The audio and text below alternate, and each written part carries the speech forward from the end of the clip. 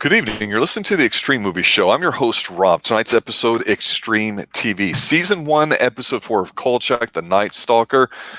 It's about a vampire, or I should say, maybe a vampire we've already talked about previously on the Xtreme Movie Show. I'm joined by RDV and Professor Pixel. Pixel, I'd like to start with you, being the young millennial in the group that gives us some weird observations about stuff. We're a couple episodes into Kolchak. We've talked about the great chemistry that Vincenzo has with Kolchak himself. We've talked about how it's a Monster of the Week type episodes, everything that people that are fans of the show know already. What's your unique millennial take on this episode? I feel like this is another strong episode. I talked about how the first one I didn't really care for, but since then, each episode has truly gotten better with their monsters and how they handle them. This episode, I feel like I never got to see the 2 TV movies that y'all did. Yes. So I never actually got to experience Kolchak and his prime with vampires, but it was nice that he got to revisit them. Basically how this episode starts, it's with him and an old friend from somewhere. Somebody he owes money to. Yeah, he always owes somebody something. And basically talks about some dead bodies over there, and he's like, "Oh well, okay, I got to figure out a way to get over there." And that opportunity presents itself when Vincenzo wants to send somebody to interview some guru in the same area. Yep. And he sneaks his way into it, and it's really an interesting episode, and he gets to be outside of Chicago, which is nice. I feel like nice change. Well, it certainly helps with the shooting budget because part of it, I think, was in LA. But let's pivot over to RDV, who joined me in reviewing 2 of the made-for-TV films that actually precluded this particular show on ABC back around 72, I think it's 73. The first one was In Vegas, which this one's based off of, which was pretty interesting. The second one, which I thought was actually an even better TV movie, was in Seattle and had the Seattle Underground into it. So, RDV, what are your initial impressions about this episode? I'm tired of it. I'm fed up. I got a brother-in-law who's got a 14-year-old who's always bailing out of juvenile hall. But I got you, and you are worse. Vincenzo to Kolchak. You know, and that's why this episode sucks. I don't care that it's about a vampire. The problem I have with this whole... Yeah, it's like a fake show. It's like it's like the who's on first kind of thing. You know, it's like I know I'm going to get this. I don't care for it. I don't like it. It just takes away from, like I say, some of the other parts about the show that I really like. But you and I are obviously fans of the movie and the show too. So yeah, take us through this a little bit. That's the only thing I have with these episodes. They're great episodes. It's a great show, great movies. Is just the fact that they decided, you know what, we're gonna, just have a whole new universe for each freaking show, because nothing's got crossover from the first show to the last show. There's no subplot, and that's what really made me mad. But if you can get past that, these are well done, well made. It's just like I love it. Like I said, you got the guy in here, the transcendental meditationist, which is a thing back in the 70s, and of course they mentioned the occult a lot too. Some of the trivia you got in here. You got the real estate agent. She appeared twice on Columbo too, with the same character, pretty much. She was awful. She seemed like she was trying to act. I am going to say lines like this. Okay, Kolchak. Yeah. Yep. And then it's the house. Basically, the house of the killer. In the first Columbo episode, is what she was. That's also used in the Rockford Files. So this is like Hollywood Hills home. Dude, yeah. So you recognize this home has been appearing in different shows during this time period, which is kind of cool. It's a sweet crib. Not quite as good as what we've seen in some assassin movies with Charles Bronson, but let's not get sidetracked. Let's focus on the positives of the show. And let me just steer it in the obvious direction, since this episode is entitled Vampire, or what people call it, the vampire episode, and how it's related to the first movie. The vampire lady in here is hot. I mean, she's smoking hot, and she's involved in a prostitution ring because that's how she gets her bait, so to speak. And it's pretty cool. I like that. Yeah, she does. She does. Yeah, she does not sing. She does not speak a single word through the whole entire thing. Yeah. And that adds her creepiness. And then we also got Mr. Feeney. Yes, Mr. Feeney as as the police captain. Yes, I'm trying to remember his name. William Daniels. He's familiar to anybody that's watched older television. We get a lot of people here on the Extreme Movie Show that listen to some of our TV reviews that really like the shows from the 60s and the 70s and 80s. You know this guy. If you don't know him, you'll know it when you close your eyes and hear his voice. Absolutely. Yeah, he's Kit a Knight Rider. He's Mr. Feeney on Williams World. The actor's name is William Daniels. Yep. Well, yeah, I was talking about in the actual episode. Oh, yeah. He's Lieutenant Jack Mattel. Mm-hmm. Thank you. Yes. I want to touch upon what you said before. Each of these episodes is like a mini movie unto itself. That at times can be a weakness because obviously Vincenzo should be sinking in some of the knowledge that he gets every single week. At the same time, he's very disconnected from it. He's not actually involved in any of the cases. He's there, and whenever Kolchak's in trouble, he's calling up somebody and saying, what the hell did he do this time? He's not actually experiencing anything. And so it's a little more believable that he's not believing Kolchak. At least that's how it feels to me. I want to point out, Pixel, though, you didn't watch the first two movies where Vincenzo actually helped him kill the vampire. Well, I didn't. So I just brought that up before, and now you spoiled it. Thanks, man. Well. Gotta point it out because reviewing this because you're comparing it to that. That's why fans were upset because Vincenzo's seen the monster. He's seen the stuff. It's like for him to deny it, to prove every single time, Vincenzo's either ignorant or he's an asshole or just stupid. Because both of you guys have the points that I think are really relevant here. And I'll just throw this in and then step back. But you mentioned watered down Pixel here a little bit, or I should say the Night Talker. But it's true because the first movie was written by Matheson, who's done a lot of incredible stuff sci-fi wise way back in the day. We won't even get into that now. But the TV movie was so good that it does seem like it's a step down doing this week to week episode. And we don't even care about the budget or the practical effects because just obviously a lot of stunt work in here. But it does seem like a letdown because Vincenzo comes across as the one guy that's in a position of authority and power out of anybody that Kolchak comes across, who at least will understand what Kolchak's been through. And even though his hands may be tied and he's ineffective, he could almost say, hey, look, I get it, but shut up, deal with it this way. I understand. And so he does hook him up, like RDV was saying. And that's the unfortunate thing here is that whether they choose to really acknowledge the first two movies, I can't really recall, but obviously they're even kind of gray in this episode too, RDV. What do you think? Like I said, taking out the first two movies, say they didn't do those first two movies whatsoever. You're just doing this. After a while, Vincenzo, his character gets to the point where it annoys the heck out of you sometimes because it's just like, I know most shows they stick to their little formulas. It works. And that's what this does. There's a monster. Nobody believes Kolchak. Kolchak is the only one who can destroy it. He has to deal with Vincenzo. He has to deal with the cops. Along the way, he might meet a girl that he likes. But he said that's a simple formula, and it does work. But the problem is that for those who are fans of the action movies, and then just you think after a while, Vincenzo would be like, you know what?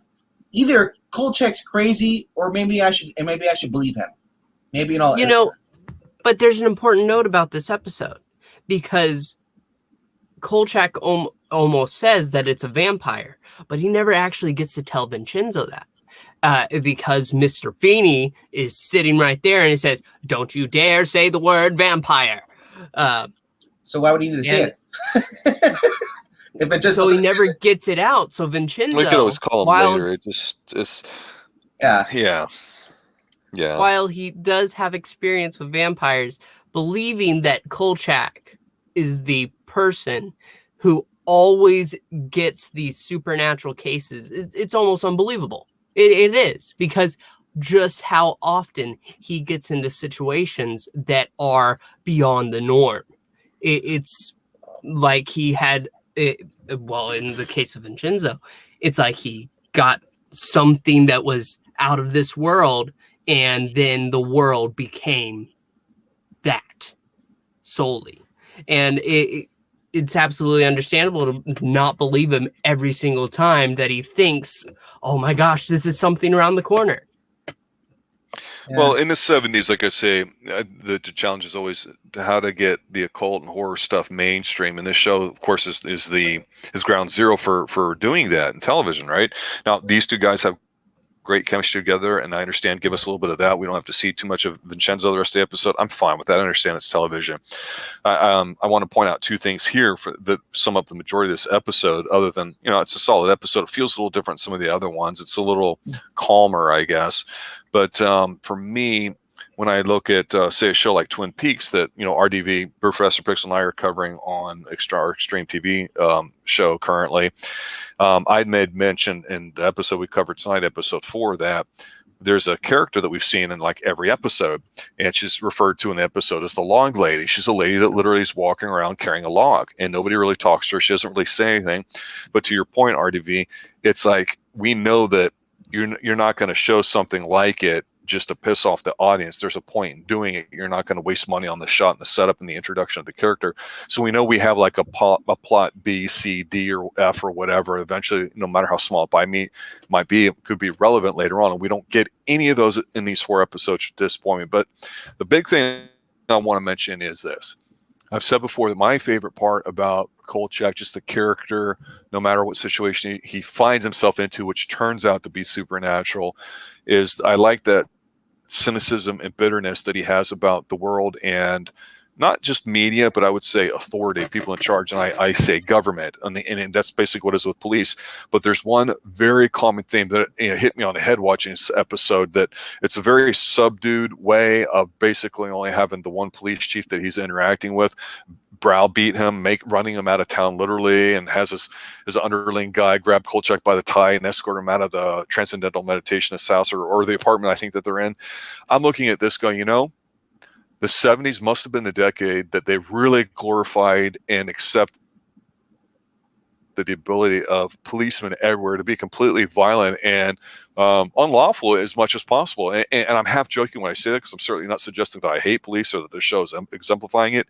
But you go back to shows in the 50s where the police were the police, they could do whatever, and it was black or white. And then, of course, in the 60s and 70s, movies started changing. And TV, I'm looking at this going, there's no way in hell a police officer or a police captain could ever say or treat somebody like the member of the media the way the Kolchak is today. And I don't mean just because of Twitter and the way the media is consumed. I just mean an individual. I was a little surprised by that, because it does seem like it's so out there in the open that Kolchak basically is going to go do something that might be questionably ethically, but certainly maybe not illegal. And the cops just basically threaten them, almost basically with physical violence in a way. They're very intimidating like that. And I just go, I don't know if that's going to get better or worse, or if that's supposed to be meant cutesy-wise, but it really stuck out in the scene towards the end where he's trying to convince the police captain of, hey, look, I know this. I don't care about submitting my paper. You need to understand the car had the windows taped up from the inside. Why? Because it is a vampire. And I know you don't want me to say that, but I guarantee that the bodies you found had 2 holes in her neck. Am I right? And he's just wanting to be right. He wants to destroy this. And that's where maybe this episode feels a little different to me, because Kolchak really wants to put this thing away rather than being so infuriatingly, over the top that Kolchak, in my opinion, can get. But I don't know. What do you guys think about those things? Well, I think I think a lot of people were hoping there would have been another film. There only was 2. There was potential room for a 3. So, but the fact, but we also felt like this is kind of like the same plot story you're getting from the movie. You just get me a female though, which I don't mind because case of where you get to introduce pimps and handlers and all that. But like I said, it's still a good episode on its own. It's just like, and I'm not trying to. I don't want to rag on it, because I hate when people rag on stuff. Oh, it's just stupid. No. Like I said, I like the plot in this. As far as this, obviously we're just two old guys who are just ragging on because the fact that we like the movies. We see this, But anyway, no, this had a good cast, and the idea, and I up in you got the guy, Mr. Feeney, William, whatever his name is. Basically, he's a great antagonist towards Kolchak. I thought that was really cool. Him and Mad Dog, those are my two favorite police captains so far. Out of this whole entire show. Pixel, you'll see Mad Dog soon. It's awesome. I like the fact that the Kolchak goes up there. He's like, she's going up. Where's this girl? I sent her up to the football star. Because of the mansion. Well, it's true. And then the guys come over for maybe a little train action, but I'm trying to keep it G-rated. Does not work out so well. I really for this episode though, I feel like the end, for a second it felt a little kooky, but I really liked how they handled it. Unless there's any more information before we talk about the wrap. You're talking about the final scene here and wrapping up, and I do want to ask you guys this because I thought about it, and I don't want to make a big deal out of it when we know how YouTube is with the algo and all that stuff. But ultimately, he finds the location of the vampire. He knows where the vampire lady is going to be at, and he goes there and he kills her, which is cool. But he does so in setting up a situation where we had saw earlier in the episode where he's driving up into the Hollywood Hills, this giant white wooden cross. And we know that the way he's holding some pieces while he's fighting her and fending her off, he's holding it in the shape of a cross. I get that some people aren't religious or have a different religion, or maybe, super hardcore Christian and don't like some of this imagery. I get it. You're probably not listening to the show if you really do care about those things. That being said, I thought to myself, and this is only rhetorical, and it's probably something maybe lost on both you guys and maybe even myself when I say this, but I thought to myself, holy crap, here's a TV show, an episode in 73, 74, whenever this aired, on primetime television, showing a white, gigantic, burning cross, and it's, of course, to kill a vampire or whatever, and the cross is set on fire. And I thought, wait a minute, that's stupid because if he burns it down, it won't have an impact. And, he traps her in this ring of fire, literally, with a cross right there. And I thought, I'm sure they just did that for the sake of the show. But I'm going, in the 70s, things were still a bit more delicate when it comes to Christian things and perhaps race relations. And I'm not trying to go down that rabbit hole, but I just thought it very interesting. And I don't know if compelling is the right word, but I just went, They showed a giant burning cross on TV, and it wasn't a quick scene. It was the final scene there, Pixel. So I don't know. Did that register on you guys as being significant at all? Well, it did for me, but it was in a positive light because what he does, it's the middle of the night. Obviously, if the cleansing flame of God helps Kolchak. I'm sorry. Well, pretty much, because what he does is he takes it and he lights it on fire and the surrounding area. There's this giant circle. It is huge. This giant cross flaming on TV. You're right. I didn't even think about how sensitive people could be towards that because he did it to light it up, to put the vampire onto the ground in which he can go and stake. Yeah. A staker. But I when I was watching it, I was like, hell yeah, because he was bringing it up. It without it being on fire, it wasn't very effective towards her because it wasn't lit properly, I suppose. But I didn't even think about how sensitive people at that time could be towards that. And I don't know if anybody in the 70s was watching it to really, I don't know, that would be that sensitive towards such imagery. Well, yeah, you bring up sense of imagery because it reminds you of the first one I saw you live the cross. I'm like, oh, this is Mississippi Burning, where you light crosses in front of black people's houses.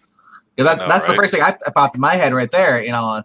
But yeah, so I mean, I'm looking up this episode again because I'm just trying to refresh my memory. It's been a week since I watched it, and so this basically what everybody's trying to say. This is connected to the first case, that he never killed the first vampire. And you know, it's the vampire in Las Vegas. You know, basically killed this girl. This girl then came and went to L.A. And that's where he's been. So you get So that's basically they're saying it's connected. So, but yeah, having a giant cross lighting on fire. The police cab shows up. She's a giant burning cross, and then sees a woman there, dead. I don't know. I can't remember if she turned to dust like Christopher Lee, or no. Yeah, we didn't quite see that. I think that was just a budgetary decision. No, the body stays around, and it's an important note because in the closing narration, he says that they book him for murder because whenever they walk up, he's staring, Mr. Feeney, please, Lieutenant Feeney. I'm sorry. He looks down at him, and he's just in shock almost because he's seeing this girl with bangs with a stake through her heart.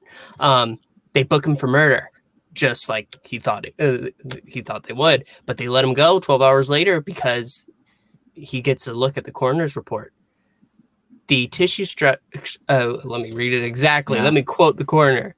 The tissue structure of the individual appeared to be that of a female, species human, who had been dead for at least 3 years. This is a medical conundrum for which I have no explanation.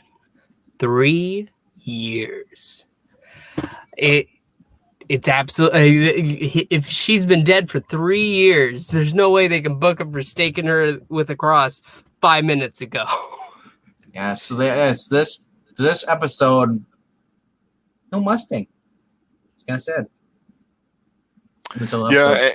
From what I've gathered reading up on the show, McGavin himself was involved in a lot of things going on too. So like I said, when you have something where you're basically filming and it's got to get out in a week or so, because you got to spend the next week on the next episode and you're doing 20 whatever episodes a season, those things can get a little crazy. So I can see where, maybe the Mustang had an issue and they couldn't get it fixed on time or something. Or I said, hey, most of this was shot in Hollywood, so the budget was probably for the big cross and for some of the scenes they had there at the end, Like I said, they're bringing in because he's not in Chicago, so they didn't have the INS cast. So they brought in the other girl, Jan Murray, I think is sorry, not